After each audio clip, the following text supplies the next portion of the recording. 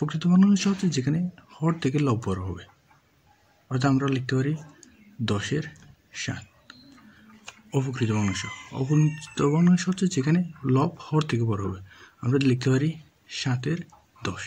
আর মিশ্র ভগ্নাংশ যেখানে একটি পূর্ণ সংখ্যা এবং প্রকৃত ভগ্নাংশ একসাথে থাকবে তাকে বলা হয় মিশ্র ভগ্নাংশ, আমরা লিখতে পারি 8/10/7। এটা হচ্ছে একটি মিশ্র ভগ্নাংশ।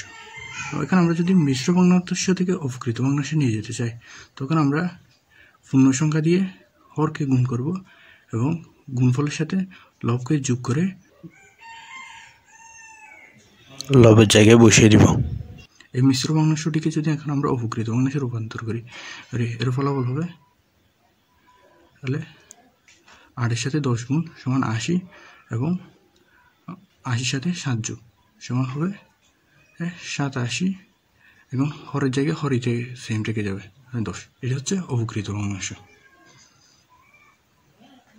এবং আমরা খুব সহজে মিশ্র ভগ্নাংশ থেকে অপ্রকৃত ভগ্নাংশে রূপান্তর করতে পারি।